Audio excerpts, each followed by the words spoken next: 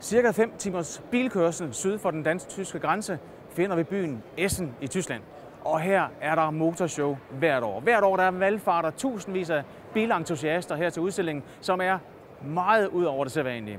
Der er ganske vist også nogle nye biler, som man ser på de fleste andre biludstillinger, men her er der simpelthen masser af tunede biler, ombyggede biler, gejlede biler, og så er der masser af dimsedutter og dumseditter osv. til bilerne. Og jamen altså alt, hvad hjertet begærer for enhver bilglad dreng eller pige. Og jeg har så fået lidt hjælp af et par nye medværter, og det er John Nielsen og Anders Rasmussen. Nærmere præsentation vil vist være overflødig her. Og vi skal ud og se noget her, og vi har set en lille smule indtil videre.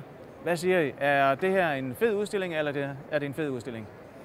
Ja, med dansk øjne er det en kæmpe fed udstilling. Det er helt sikkert, fordi at det her drømmene de bliver til virkelighed. Ikke? Den tyske bilindustri, den tyske tuningsindustri, den er fantastisk.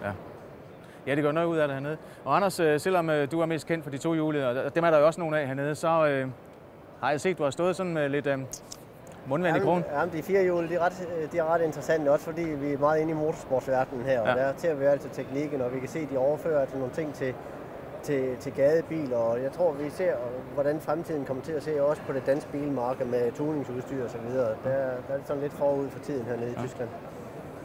Ikke mere snak. Vi skal rundt. Der var utrolig mange flotte kreationer at se på af både den ene og anden slags, og nyheder af vidt forskellige art, både store og små.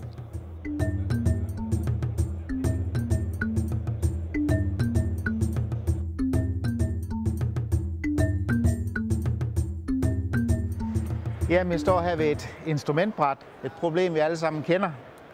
Kuglepen, telefoner, solbriller osv. Hvor skal vi lægge det hen i bilen?